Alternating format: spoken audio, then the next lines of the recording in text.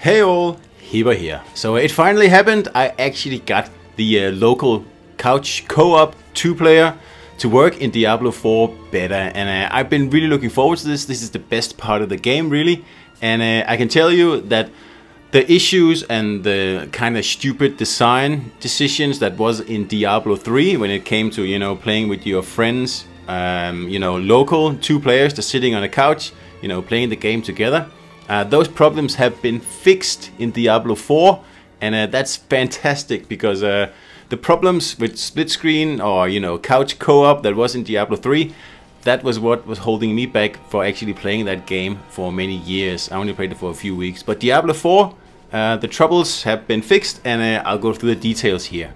So firstly, this beta here hasn't really come off to the best start. There's been a lot of waiting and lots of frustration, and at no point yesterday has the local co-op even worked. But today I finally got it working, and I'm happy to tell you that it works really well.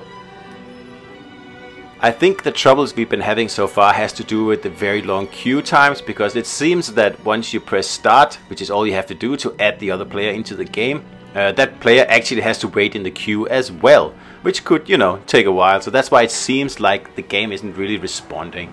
That's my guess anyway.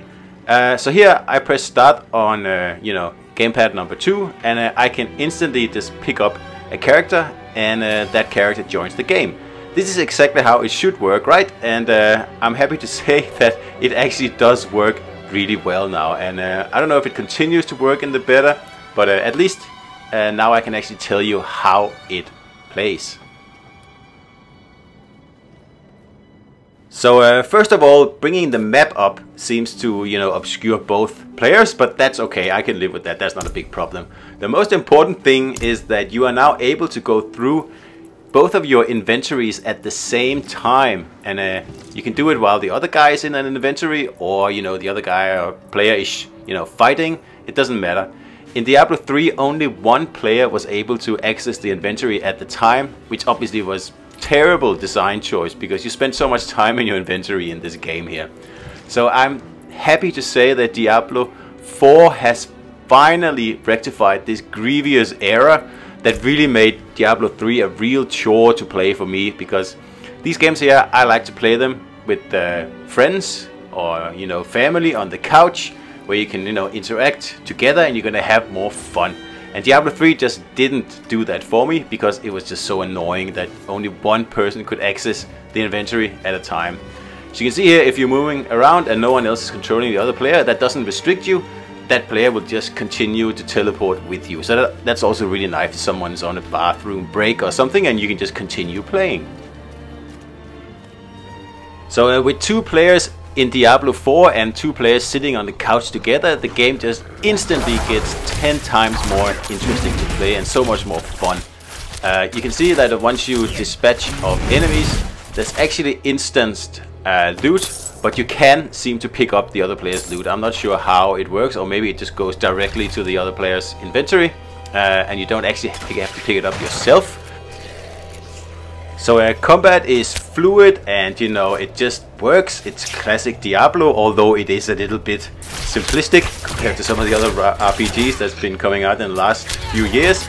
But anyway, if this is your thing, then Diablo delivers on couch co-op in just a wonderful way here. It works really well, and the way you can work together with your you know, your partner here, and it just elevates the game up to a different level. And that's also why I think that having local co-op like this working and actually being enjoyable to play will make the game so much better. And there are so many people out there who play these games in local couch co-op, and I know because I've done videos on them and they get many views, and people always ask about this.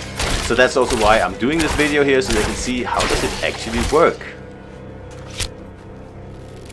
The question I get asked a lot is, what happens if one of the players die? And it's also really simple. Here one player has died, and all they have to do is the other player walks up and revives the fallen player.